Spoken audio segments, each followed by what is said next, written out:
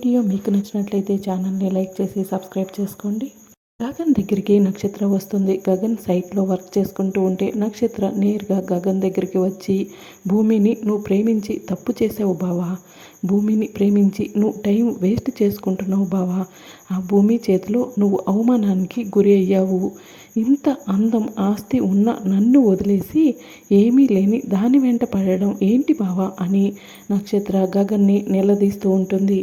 ఇప్పుడు గగన్ చాలా కూల్గా, చూడు నక్షత్ర, మంచితనానికి మూర్ఖత్వానికి అనుకోకి అహంకారానికి మధ్య తేడా నీకెప్పటికీ అర్థం కాదు నక్షత్ర అని గగన్ చెప్పేసి కన్స్ట్రక్షన్లో ఉన్న ఆ సైట్లో నుంచి మెట్లు దిగి కిందకి వస్తూ ఉంటాడు.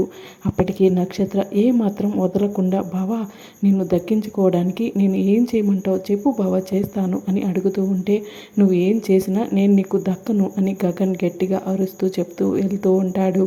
గగన్ కారు దగ్గరికి కిందకి కూడా వస్తూ ఉంటాడు. ఎందుకని నక్షత్ర పైనుంచి ప్రశ్నిస్తూ ఉంటుంది. ఎందుకంటే నువ్వు శరత్ చంద్ర కూతురివి అని గగన్ అంటాడు. నేను నీకోసం చావటానికి కూడా రెడీ బావా అని నక్షత్ర గట్టిగా అరుస్తూ చెప్తూ ఉంటుంది.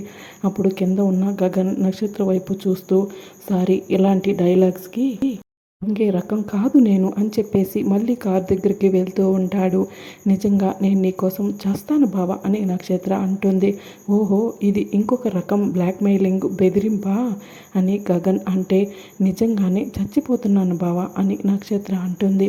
సరే బాయ్ అంటూ గగన్ కారు దగ్గరికి వస్తాడు. అప్పుడే పైన ఉన్న నక్షత్ర వెనక్కి అడుగులు వేసుకుంటూ పైనుంచి కిందకి దూకేస్తుంది.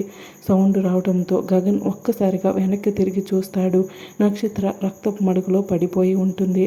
స్పృహ కూడా కోల్పోయి ఉంటుంది. ఇక గగన్ పరుగులు పెడుతూ వచ్చి నక్షత్రని ఏ విధంగా కాపాడుతాడు అన్నది రానున్న ఎపిసోడ్లో తెలుసుకుందాం.